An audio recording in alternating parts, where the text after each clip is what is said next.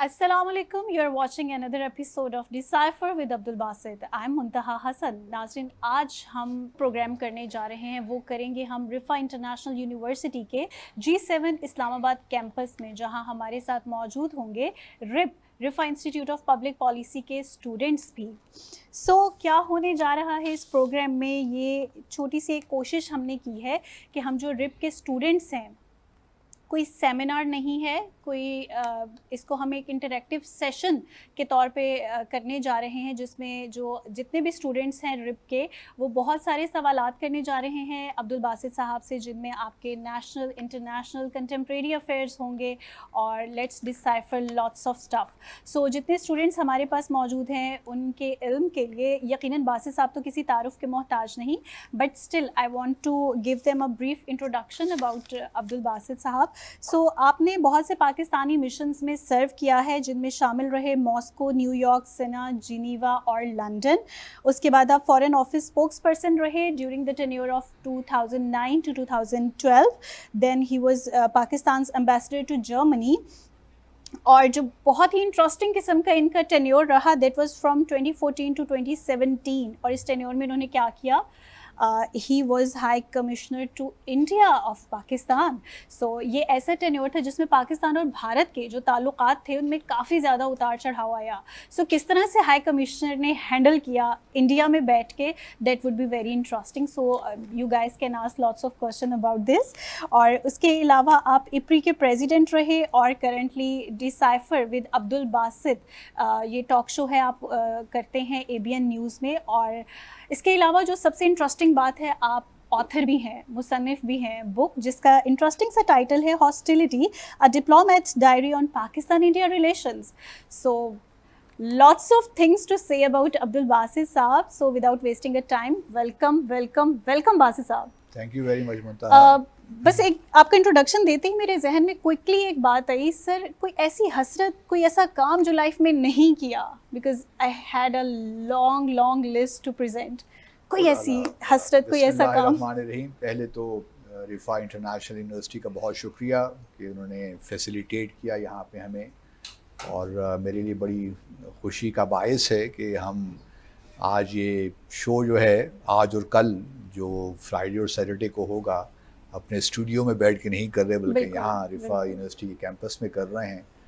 اور یہ ایک بڑی اچھی بات ہے کہ ینگ لوگوں سے آج انٹریکشن ہو رہا ہے, اور جب بھی آپ ینگ لوگوں سے ملتے ہیں تو کچھ نئی بات سیکھتے ہی ہیں. تو مجھے آج خوشی ہے کہ میں ان کے درمیان موجود ہوں. حسرتیں تو بہت رہ جاتی ہیں, کیونکہ کبھی سوچا نہیں تھا کہ میں فورن سروس آف پاکستان جوائن کروں گا. ہمیں تو سچی بات ہے معلوم ہی نہیں تھا کہ فورن سروس آف پاکستان کیا ہوتی ہے. صحیح. کیونکہ جب ہم پڑھ رہے تھے, پشاور سے میرا تعلق ہے, تو ہمیں ان چیزوں کا علم نہیں تھا کہ ہم نے کیا بننا ہے. اس زمانے میں کوئی کریئر کاؤنسلنگ ایسی ہوتی نہیں تھی. ایکچولی بچپن میں ارادہ تو تھا کہ میں لائر بنوں گا. ارے صحیح. لائر بننے کا ارادہ تھا. جب میں نے ماسٹرز کر لیا, BA جب کیا ایڈورڈس کالج پشاور سے, تو پاک پشاور لاء کالج میں نے اپلائی کیا, وہاں داخلہ مل گیا. تو میں کوئی اتنا اچھا اسٹوڈنٹ نہیں تھا, سچی بات یہ, ایک ایوریج اسٹوڈنٹ تھا اور بڑی مشکلوں سے پاس ہوتا تھا, اور والدین بہت میرے بارے میں ان کو فکر بھی لاحق رہتی تھی. صحیح. تو لیکن پھر میرے ایک کزن تھے, انہوں نے کہا پشاور میں کیا کرنا ہے, بور سا شہر ہے, گھر سے باہر نکلتے ہیں, کہیں اور چلتے ہیں. تو آئیڈیا مجھے بھی اچھا لگا. اس وقت انسان ینگ ہوتا ہے, چاہتا ہے کہ آزادی ملے, پیرنٹس موجود نہ ہوں, جو کچھ کرنا چاہتا ہے بندہ کرے. تو اس زمانے میں قائد اعظم یونیورسٹی نئی بنی تھی, تو ہم نے کہا چلیں قائد اعظم یونیورسٹی اپلائی کر لیتے ہیں. تو پھر قائد اعظم یونیورسٹی میں انٹرنیشنل ریلیشنز ڈپارٹمنٹ میں ہم نے اپلائی کر لیا. تو وہاں اللہ کا کرنا ہوا ایڈمیشن ہو گیا. تو ہم نے کہا لاء کو مارو گولی. پشاور سے نکلنے کا یہی واحد طریقہ ہے کہ ہم اپنے والدین سے کہیں کہ جی ہم بہت بڑی کوئی زبردست پڑھائی کرنے جا رہے ہیں. صحیح. تو ہم پہنچ گئے قائد اعظم یونیورسٹی. تو یہاں آ کر معلوم ہوا کہ کوئی فارن سروس بھی کوئی چیز ہوتی ہے, کوئی CSS کا ایگزام بھی کوئی چیز ہوتی ہے.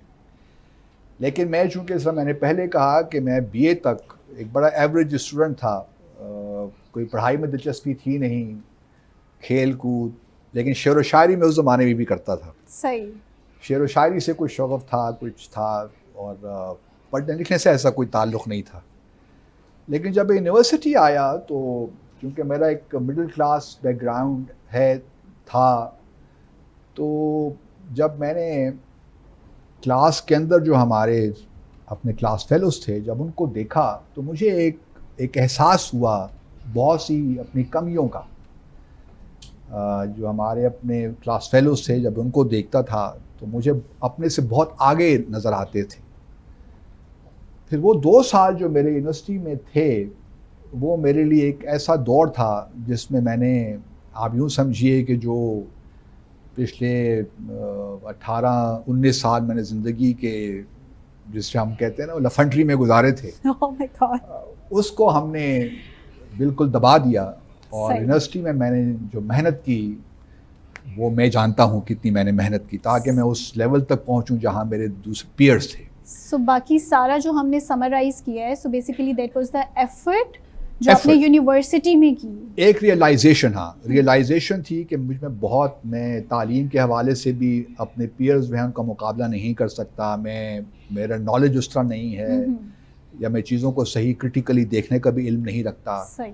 کیونکہ بنیادی طور پہ جو کنزرویٹو ہماری جیسی فیملی سے آتے ہیں وہ کنفارمسٹ ہوتے ہیں, اور کنفارمزم کسی حد تک تو اچھا ہوتا ہے, جو والدین نے کہہ دیا, بڑوں نے کہہ دیا, آپ نے بس کوشچن نہیں ریز کرنا. ایک ہمارے زمانے میں تھوڑا سا کنزرویٹزم بھی تھا کہ ہم جو بڑوں نے کہہ دیا اس کو چیلنج نہیں کر سکتے تھے. صحیح. جو والد صاحب نے کہہ دیا وہی آخری بات ہمارے لیے ہوتی تھی, تو ہم کنفارمسٹ تھے بنیادی طور پہ. اور ہمارے اسکولوں میں بھی سچی بات یہ ہے کہ اتنا آپ کویسچنز ریز نہیں کر سکتے تھے. تو کسی حد تک کنفارمزم نے ہمیں, ہماری جو تھنکنگ کا تھا وہ, لیکن یونیورسٹی میں آ کے پھر ماحول بدل گیا. کیونکہ یونیورسٹی میں یہ ایک ماحول قائداعظم نے شروع میں جب بنی تھی تو اس میں صرف 800 اسٹوڈنٹس ہوا کرتے تھے. ایک کالج کا ماحول, بلکہ اسکول کالج کا ماحول تھا. تو اس یونیورسٹی میں ہم نے بہت کچھ سیکھا. مقابلے کا ایک تھا تو ہم نے بہت پڑھا. کتابیں جو میں پہلے نہیں پڑھ سکا وہ میں نے کتابیں پڑھی, دن رات ایک کیا. انگریزی بہت کمزور تھی میری, تو وہ اس کو تھوڑا سا ہم نے ٹھیک کیا. تو وہ میرا بیسٹ ٹائم تھا علم حاصل کرنے کے غرض سے.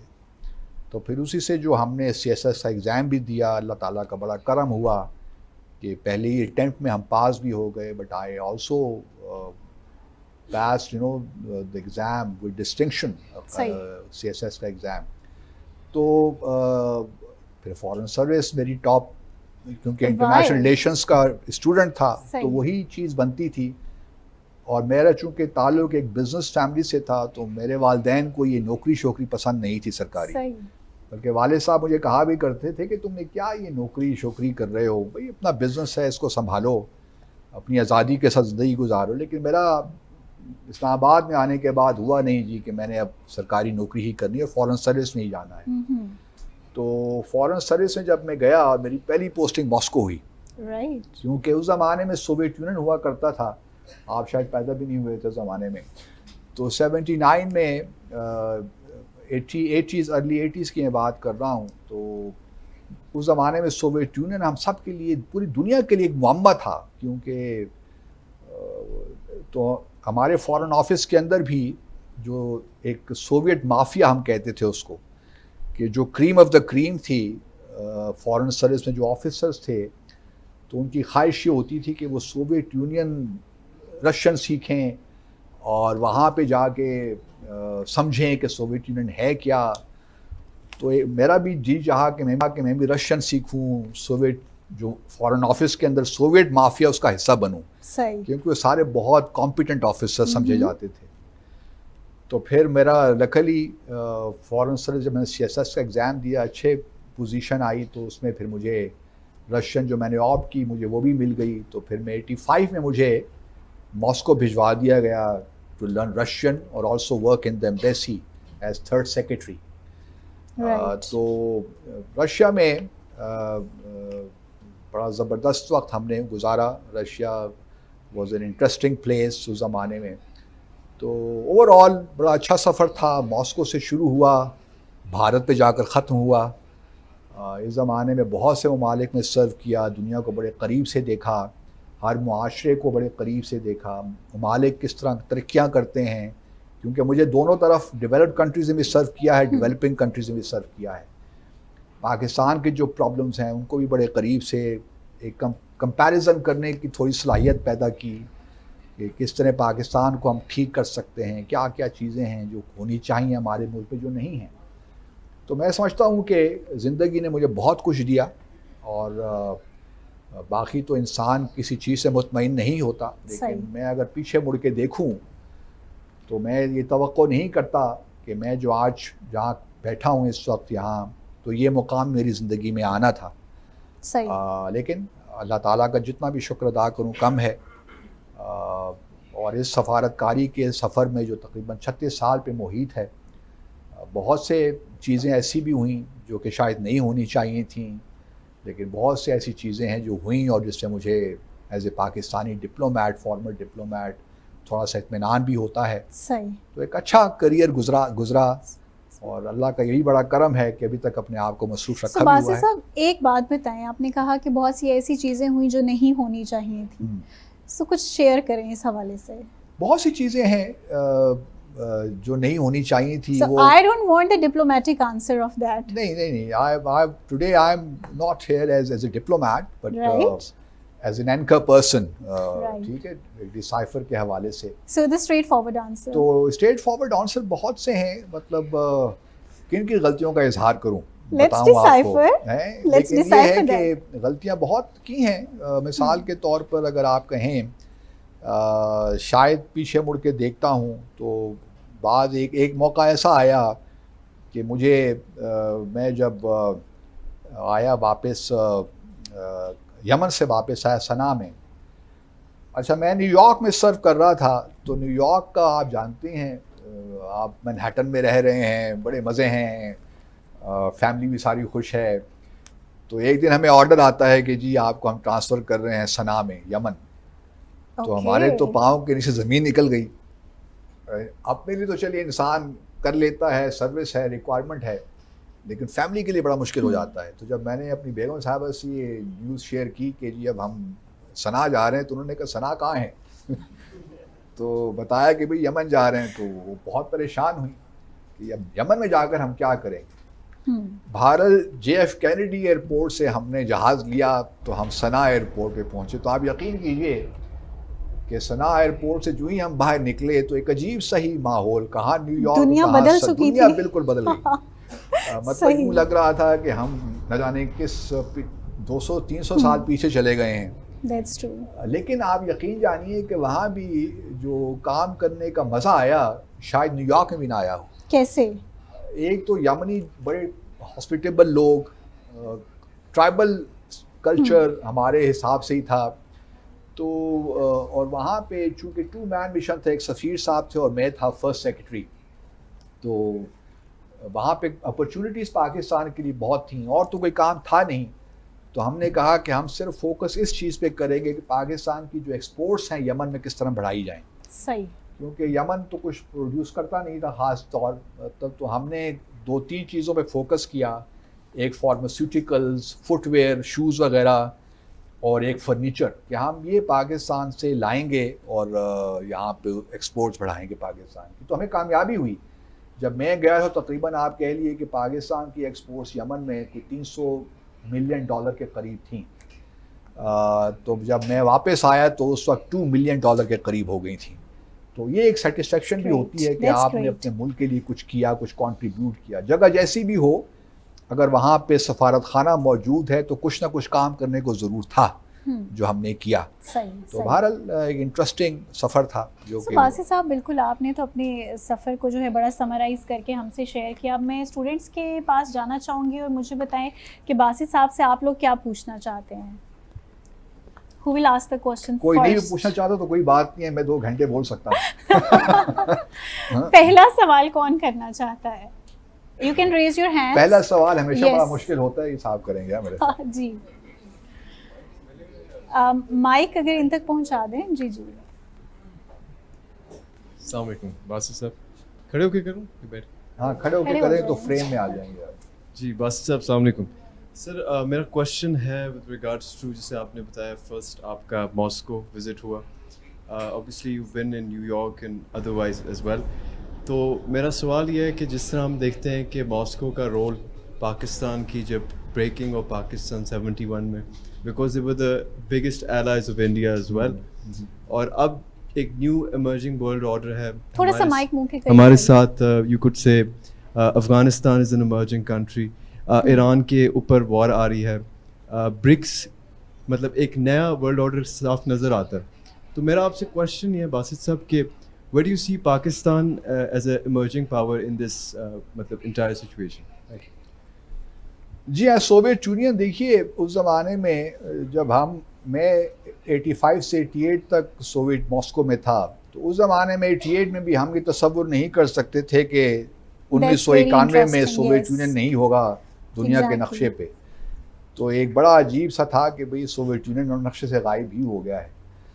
آپ نے بالکل ٹھیک کہا, 1971 میں فیبرری 1971 میں بھارت اور سوویت یونین نے ایک friendship peace and friendship treaty sign کی تھی. وہ زمانہ تھا جب ہمارے ہاں ایسٹ پاکستان جو بنگلہ دیش ہے وہاں پہ کافی مسائل ہو رہے تھے, اور پھر مارچ کے مہینے میں تو آپ جانتے ہیں کہ شیخ مجیب الرحمان نے انڈیپینڈنس ڈکلیئر کر دی تھی مارچ کے مہینے میں. تو کافی سیریس سچویشن تھی ہمارے لیے اس زمانے میں. اس زمانے میں اسکول میں تھا, لیکن بہرحال وہ ایک پاکستان کے لیے پیریڈ بڑا ٹف تھا کہ مشرقی پاکستان ہم سے اب الگ ہونے جا رہا تھا. اور آج کل بھی ہم اکثر لوگ یہ باتیں کرتے ہیں کہ بھئی ہم دوسرا مشرقی پاکستان کہیں بنانے تو نہیں جا رہے, خاک بدہن یا ایسی کوئی بات ہو, لیکن وہ زمانہ ایک مشکل تھا. اب ریالٹیز تبدیل ہو گئی ہیں, رشیا ہے اور پاکستان ہے. جب سوویت یونین بھی تھا تو اس زمانے میں پاکستان کے لیے بہت سی اپرچونیٹیز تھیں. مثال کے طور پر اگر آپ دیکھیے تو سوویت یونین اس زمانے میں بھی 65 کی وار کے بعد پاکستان اور بھارت کو تاشقند بلایا. ہمارے اس زمانے میں پریزیڈنٹ ایوب خان تھے اور بھارت کے پرائم منسٹر شاستری تھے, تو وہ تاشقند گئے, وہاں پہ تاشقند ڈکلیریشن بھی سائن ہوا, آپ کو یاد ہے جنوری 1966 میں. تو وہ ایک زمانہ تھا جس میں سوویت یونین نے ہماری کچھ ہیلپ بھی کی. پاکستان اسٹیل ملز جو آپ سنتے ہیں وہ بھی ہم نے سوویت یونین کی ہیلپ سے ہی لگائی, اور بھی بہت سے پروجیکٹس تھے, انرجی کے پروجیکٹس بھی. لیکن جو آج کا رشیا ہے وہ اس کے ساتھ ہمارے تعلقات میں ایک کھچاؤ سا رہا ہے. پہلے تو یہ ہے کہ ہم نے 1991 کے بعد بہت سے ایگریمنٹس بھی سائن کیے, انٹر گورنمنٹل کمیشن بھی ہم نے ان کے ساتھ بنایا, لیکن رشیا کے جو تعلقات بھارت کے ساتھ ہیں نا وہ ایک بڑا ریزن تھا پاکستان کا. لیکن کولڈ وار کے بعد اب زمانہ چونکہ تبدیل ہو رہا ہے تو ہمارے لیے بھی بڑی اپرچونیٹیز ہیں رشیا کے ساتھ. اور میں امید کرتا ہوں, کیونکہ ہمارے جو پچھلے سابقہ وزیر اعظم تھے انہوں نے دورہ بھی کیا تھا 2022 میں, تو فروری 2022 میں, تو ایک سلسلہ چل رہا ہے. اصل بات جو میں کرتا ہوں کہ ہمارے یہاں سے کوئی بھی ایسا لیڈر نہیں ہے جو ماسکو نہ گیا ہو, لیکن ابھی تک صدر پیوٹن پاکستان نہیں آئے. تو یہ ایک بڑا ہے کہ کیوں پاکستان وہ نہیں آ رہے. حالانکہ 2012 میں مجھے یاد پڑتا ہے کہ ان کا وزٹ بالکل شیڈیول ہو گیا تھا, آ رہے تھے, لیکن آخری وقت میں انہوں نے وہ وزٹ بھی کینسل کر دیا. تو کسی بھی تعلق کو آگے بڑھانے کے لیے پولیٹیکل جو اس کا کمپوننٹ ہوتا ہے وہ بڑا ضروری ہوتا ہے ہائیسٹ لیول پہ. تو ہم امید کرتے ہیں کہ تو صدر پیوٹن ویسے بھی سینکشنز میں ہیں, کافی مشکلات ہیں یوکرین وار کے حوالے سے. برکس کا آپ نے ذکر کیا, ابھی اکتوبر میں پچھلے ماہ برکس کی سمٹ بھی ہوئی کازان میں. تو ہمارے لیے اپرچونیٹیز تو ہیں. اب پریزیڈنٹ ٹرمپ الیکٹ ہو کے آئے ہیں تو دیکھتے ہیں کہ یوکرین وار کس طرح ختم ہوتی ہے, کیونکہ انہوں نے تو کہا ہے کہ وہ 20 جنوری سے پہلے یوکرین کانفلکٹ کو ختم کروا دیں گے. بالکل. اور ٹرمپ اور پریزیڈنٹ پوٹن کی ذرا پرسنل ریلیشن شپ بھی ہے, ایک ایکویشن بھی بنتی ہے. تو ممکن ہے کہ جو ہم پہ ایک پریشر تھا کہ اگر آپ رشیا کے ساتھ تعلقات بڑھائیں گے تو امریکن سینکشنز آپ پہ لگ جائیں گی, وہ شاید ختم ہو جائے. تو ہم جو بہت سے نارتھ ساؤتھ ہمارا ایک جو اسٹریم پائپ لائن کا پروجیکٹ چل رہا ہے کراچی سے یہاں حیدر خانیوال تک کا گیس پائپ لائن کا, رشیا کی ہیلپ سے ہم بنا رہے ہیں, تو اس پہ کام ہو سکے گا. اس طرح کراچی پاکستان اسٹیل ملز کی جو اپگریڈیشن کا کام ہے اس میں رشیا ہماری ہیلپ کرنا چاہتا ہے، اس پہ کام ہو سکے گا. اسی طرح کاسا 1000 پروجیکٹ ہے جس کے تحت ہم تاجکستان سے بجلی لینا چاہتے ہیں 1000 میگا واٹ، وہ ہو جائے گا. تو بہت سی اپرچونیٹیز ہیں اور رشیا انٹرسٹڈ ہے کہ وہ پاکستان کے ساتھ اپنے تعلقات کو بڑھائیں. ہمارے ہاں ایک تھوڑا سا انڈیسائسونیس رہتی ہے، ہمیں ذرا یو ایس کی جو سینکشنز ہیں اس کا خیال رہتا ہے، کیونکہ یو ایس نے 2017 میں ایک لا پاس کیا جسے وہ کہتے ہیں countering American adversaries through sanctions act, CAATSA. تو اس کے تحت ان کی جو یونیلیٹرل سینکشنز ہیں وہ ان ممالک پہ لگ جاتی ہیں جس کو امریکہ ایڈورسری سمجھتا ہے. رشیا ہو گیا، ایران ہو گیا، ایون چائنا بھی ہو گیا فار دیٹ میٹر. تو ہم نہیں چاہتے کہ ان سینکشنز میں ہم آئیں. تو لیٹس ہوپ کہ ہم اب ٹرمپ کے آنے کے بعد کچھ حالات تبدیل ہوں گے اور ہمیں بھی اس کا کوئی فائدہ ہوگا. So let's take a short commercial break here اور اس کے بعد آئیں گے اور مزید سوالات کا سلسلہ جاری رکھیں گے. Stay with us. So welcome back after the break. ہمارے ساتھ مزید سوالات کا سلسلہ جاری ہے. اسٹوڈنٹ کی جانب سے بھی سوال آ رہے ہیں اور باسط صاحب بھی بہت سارے حقائق کو ڈیسائفر کر رہے ہیں. So مزید کس کا سوال ہے؟ My name is ایمان احمد نیازی and my question is کہ آپ کو جو ینگسٹرز ہیں ان کو کیا ایڈوائس دیں گے جو فارن سروسز میں جانا چاہتے ہیں اور جو امبیسیڈر بننا چاہتے ہیں؟ اچھا کویسچن ہے جی، کیونکہ دیکھیے فارن سروس باہر سے بڑی گلیمرس لگتی ہے کہ آپ ملکوں گھومتے ہیں اور ہے گلیمرس ہے بھی، اس میں بھی کوئی شک نہیں ہے، کیونکہ آپ ان ایشوز کے ساتھ ڈیل کر رہے ہوتے ہیں جو کہ نیشنل لیول کے ایشوز ہیں، انٹرنیشنل لیول کے ایشوز ہیں. آپ کو موقع ملتا ہے بڑے بڑے لوگوں سے ملنے کا، جیسا مجھے خود بڑا اتفاق ہوا ہے، مطلب براک اوباما سے لے کر آپ کوئی بھی نام لے لیں، پوٹن صاحب سے بھی، اور سب سے مطلب میٹنگز میں میں بیٹھا ہوا ہوں ان میٹنگز میں جہاں پہ یہ لوگ ہمارے صدور کے ساتھ وزیر اعظم کے ساتھ بیٹھتے ہیں. تو اس حوالے سے آپ جو ایشوز ڈسکس جو آپ کے سامنے آتے ہیں بڑے انٹرسٹنگ ہیں، بڑے آپ کے ملک کے لیے ہیں. لیکن کسی بھی گورنمنٹ سروس میں آپ جائیں گے نا، اگر سی ایس ایس کرنا چاہتے ہیں تو پہلی شرط یہ ہے کمٹمنٹ، کیونکہ یہ ایک پبلک سروس ہے. اگر آپ یہاں پیسہ بنانے آ رہے ہیں وہ بھی لوگ بناتے ہیں، لیکن میرا اپنا خیال یہ ہے کہ یہ ایک ایسی کمٹمنٹ ہے جو کہ عوام کی امانت ہے آپ کے پاس. کیونکہ وہ زمانہ چلا گیا جب پاکستان برٹش ہم برطانیہ امپائر کا حصہ تھے اور جو سرکاری ملازم تھے وہ اپنے آپ کو سرکار سمجھتی تھی. اب تو جو مائنڈ سیٹ ہے وہ تبدیل ہونا چاہیے، اور جو بھی سی ایس ایس کر کے آتا ہے، چاہے وہ ڈی ایم جی میں ہے، پولیس سروس میں ہے، فورن سروس میں ہے، اس کمٹمنٹ کے ساتھ آنا چاہیے کہ آپ نے ریاست کی خدمت کرنی ہے. تب آپ کہیں جا کر اس میں کامیاب ہو سکتے ہیں. اور اس کے لیے اگر آپ نے سی ایس ایس کرنا ہے تو آج کل تو بے شمار اکیڈمیز کھلی ہوئی ہیں جو آپ کو تیار کرتی ہیں. لیکن فارن سروس میں آنے کے لیے آپ سب سے پہلے جو امپورٹنٹ بات ہے وہ اڈیپٹیبلٹی ہے، کیونکہ آپ نے ہر 3 عرصے کے سال کے بعد ملکوں گھومنا ہے. جس طرح میں نے ذکر کیا، میں نیو یارک میں تھا تو مجھے سنا بھیج دیا گیا. اگر میں سوچتا کہ یار سنا کیسا ملک ہے اور نیو یارک میں کیا شہر تھا، تو میں تو بالکل اس کو دل پہ لگا لیتا، تو میں تو آگے بڑھ ہی نہیں سکتا تھا. تو سب سے پہلے اڈیپٹیبلٹی کہ آپ کتنے اپنے آپ کو کسی نئے ماحول میں اڈیپٹ کر سکتے ہیں. تو ایک مستقل ان پہ ایک پریشر رہتا ہے. اسکول آپ تبدیل کر رہے ہیں بار بار، ان کے دوست جو ہیں وہ شاید نہیں بن پاتے مستقل طور پہ، تو بچوں کے لیے خاص طور پہ بہت مشکل ہو جاتا ہے. تو فارن سروس کے پروز اینڈ کونس تو ہر سروس کے ہیں، لیکن فارن سروس میں آنے سے پہلے آپ کو چیزیں پتہ ہونا چاہیے کہ اڈیپٹیبلٹی آپ میں بحیثیت ایک انسان کتنی ہے، آپ نئے ماحول میں کس طرح اپنے آپ کو اڈیپٹ کر سکتے ہیں. تو یہ پہلی شرط ہے میرے خیال میں فارن سروس میں آنے کی. سو ہم اپنے ویورز کو بھی بتاتے چلیں، ہمارے ساتھ رفا انٹرنیشنل یونیورسٹی کی فیکلٹی بھی موجود ہے اور ڈیفینیٹلی ویلکم کریں گے فیکلٹی کی جانب سے بھی جو سوال آئیں گے. سو سراج صاحب کوئی سوال کرنا چاہ رہے تھے، مائک دے دیں ان کو. سر میرا آپ سے یہ سوال ہے تھوڑا سا اس سوال کے کنٹینیوٹی میں کہ جو نیو ورلڈ آرڈر کی بات کی، وہ جو ریسنٹ ڈیولپمنٹس ہو رہی ہے، جس طرح سے بہت سارے اسکالر کہہ رہے ہیں کہ یہ سینچری جو ہے ایشین سینچری ہے اور یہاں پہ اکانومیز جو ہے وہ ایمرج ہو رہی ہے زیادہ تر، اور یورپ میں اور باقی economy up to some extent بعض ڈکلائن پر ہے. تو آپ اس ڈیولپمنٹ کو کیسے دیکھتے ہیں کہ یہ نیو ورلڈ آرڈر جو ہے اس کی کیا ایک شکل جو ہے بن سکتی ہے، یا یہ ہے کہ امریکہ جس طرح سے چائنا کو اور اس ایک آرڈر کو ایک لحاظ سے وہ کاؤنٹر بھی کر رہا ہے ٹریڈ وار کی تھرو اور باقی ان کے جو یہ میئرمنٹ ہے، تو آپ اس کو کس نظر سے دیکھتے ہیں کہ اس کا ایک آؤٹ کم یا کیا ہوگا نیئر فیوچر میں، ایشیا اور ہماری ریجن کے لیے؟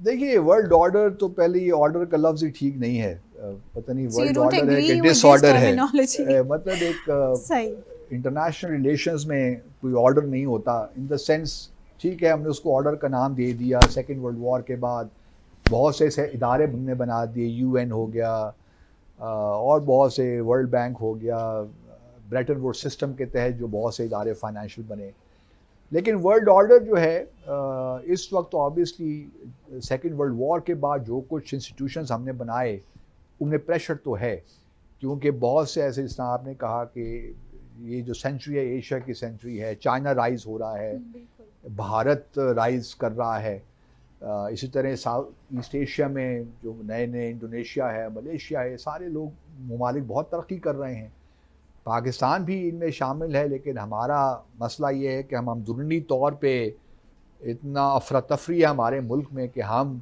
جو گلوبلائزیشن نے ہمارے لیے اپرچونٹیز کریٹ کی ہیں ہم ان سے صحیح فائدہ نہیں اٹھا پا رہے، صحیح ہمارا ایک سب سے بڑا یہی معاملہ ہے۔ بہرحال یہ ہے کہ ہمیں ابھی مجھے لگتا نہیں ہے کہ امریکہ کوئی بہت جلدی تسلیم کرنے والا ہے۔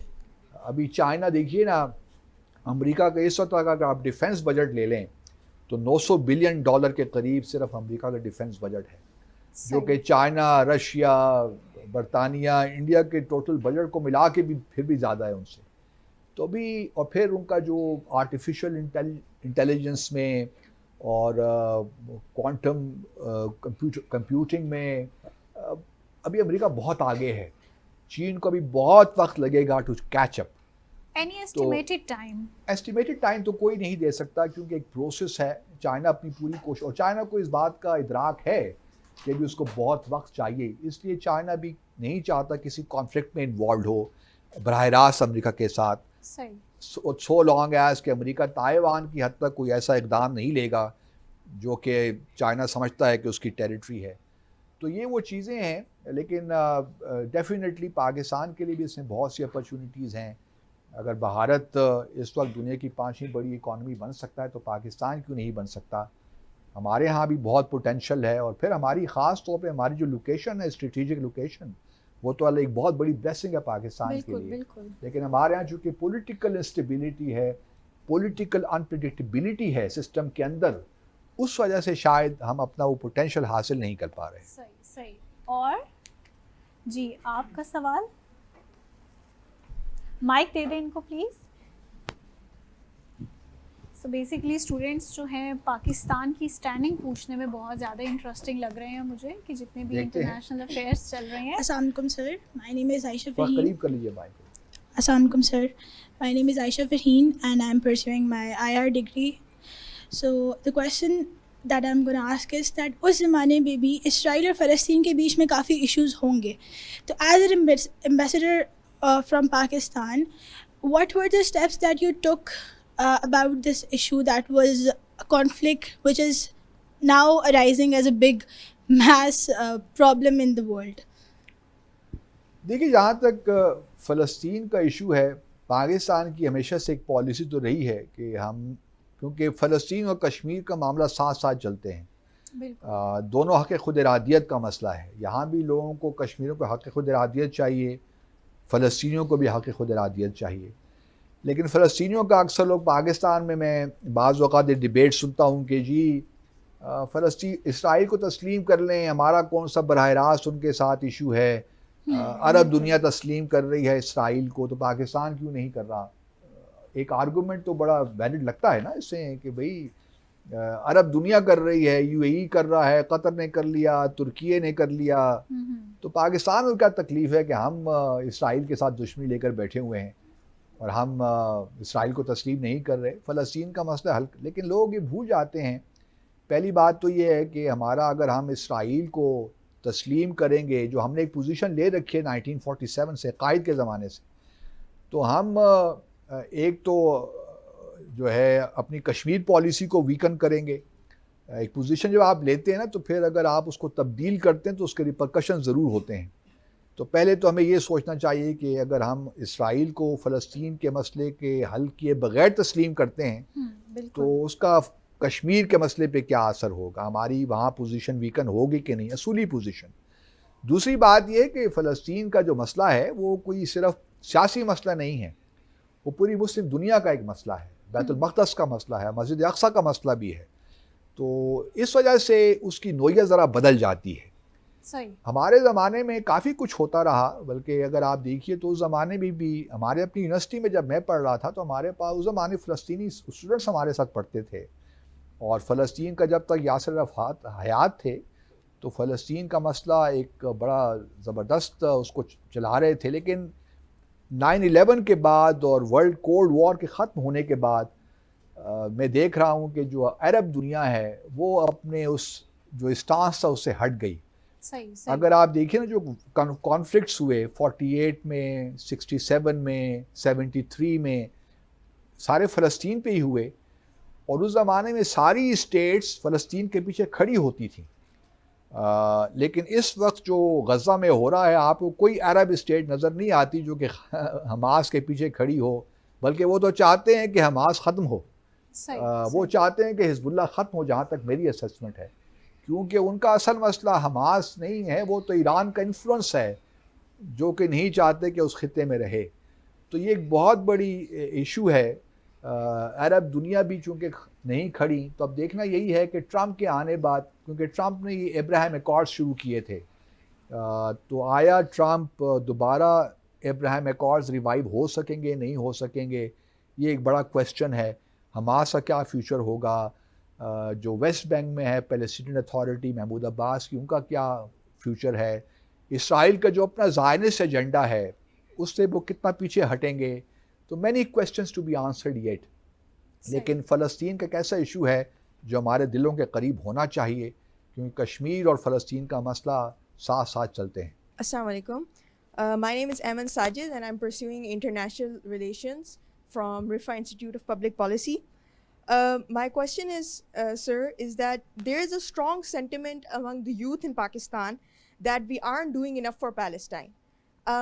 The genocide has shamefully gone on for more than a year now, and we have not made any national effort to break the blockade of Gaza. We have not joined South Africa in the ICJ. We have not expelled or demarched the ambassadors of the countries that are supporting this genocide. So, sir, do you share this sentiment that Pakistan is not doing enough? And if so, what else can Pakistan do that we are not already doing? Thank you. First of all, do you agree, Basit Saab, کہ Pakistan is not میں نے یہ doing بہت enough? اچھا سوال پوچھا انہوں نے, اور I cannot agree more. سب سے آسان طریقہ نکلنے کا یہی ہوتا ہے نا جی. لیکن میں آج جینورلی بلیو کہ ہم نے اس طرح نہیں کیا جس طرح ہمیں کرنا چاہیے تھا. صحیح. اس کی ایک بنیادی وجہ شاید یہ بھی ہے کہ ہم یہ سمجھتے رہے کہ یہ عرب دنیا کو لیڈ لینی چاہیے اس معاملے میں, لیکن ہم یہ بھول گئے کہ پاکستان دنیا کا دوسرا بڑا اسلامی ملک ہے, ہم نیوکلیر پاور بھی ہیں, اور پھر ہمارا ایک روحانی ایک دینی تعلق رہا ہے فلسطینیوں کے ساتھ. لیکن غزہ میں اس طرح میں نے پہلے کہا نا کہ حماس کو بہت سے جو ایون عرب ممالک ہیں وہ اس کو دہشت گردی کی تنظیم کے طور پہ لیتے ہیں. ایک اور مسئلہ 9/11 کے بعد یہ بھی ہو گیا کہ جو تحریکیں آزادی کی چل رہی تھیں یا حق خود ارادیت کے لیے خاص طور پہ کشمیر میں یا فلسطین میں, ان کو بہت سے ممالک نے ٹیررسٹ آرگنائزیشن قرار دے دیا. ایون کشمیر میں بھی آپ دیکھیے تو حزب المجاہدین جو کہ ایک لوکل انڈیجنس آرگنائزیشن تھی جنہوں نے اپنے حق خود ارادیت کے لیے جدوجہد کی, امریکہ نے ان کو بھی ٹیررسٹ آرگنائزیشن قرار دے دیا. یہ میں سمجھتا ہوں کہ پاکستان کی سفارتکاری کی ناکامی تھی.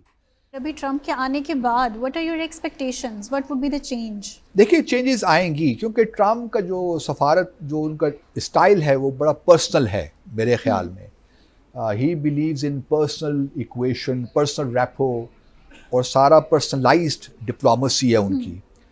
تو ہمیں بہت سی تبدیلیاں نظر آئیں گی. ٹرمپ کے آنے سے پہلے تو یوکرین وار کو ہم نے دیکھنا کہ وہ ختم ہوتی کہ نہیں ہوتی. تو آج کل ذرا صدر زیلنسکی صاحب پریشان ہوں گے, کیونکہ پہلا اقدام یہ ہو سکتا ہے صحیح. کہ امریکہ یہ اعلان کرے کہ جو ہم ملٹری اور اکنامک اسسٹنس یوکرین کو دے رہے ہیں اب وہ ہم نہیں دیں گے. So what about Gaza war? اور امریکہ کی سپورٹ کے بغیر یوکرین آگے نہیں چل سکتا, وار میں نہیں صحیح. کنٹینیو کر سکتا. صحیح. تو ممکن ہے کہ یوکرین کو سیز فائر پہ ایگری کرنا پڑے, کیونکہ ابھی صحیح. تک یوکرین کے پریزیڈنٹ کا یہ تھا کہ ہم سیز فائر اس وقت تک نہیں کر سکتے جب تک کہ یوکرین سے جو ایسٹرن یوکرین ہے وہاں سے ساری رشین فورسز نکل نہیں جاتی. لیکن اب ان کو شاید یہ تسلیم کرنا پڑے گا, سیز فائر کم از کم ہو جائے تو کچھ پھر آگے نیگوسیشنز ہو سکتے ہیں. سو یہ سوال و جوابات کا سلسلہ تو جاری ہے, لیکن یہاں پہ ہم آپ کے ساتھ ملاقات کریں گے کل مزید سوالات اور جوابات کے ساتھ. سو دیکھتے رہیے ڈیسائفر ود عبدالباسط.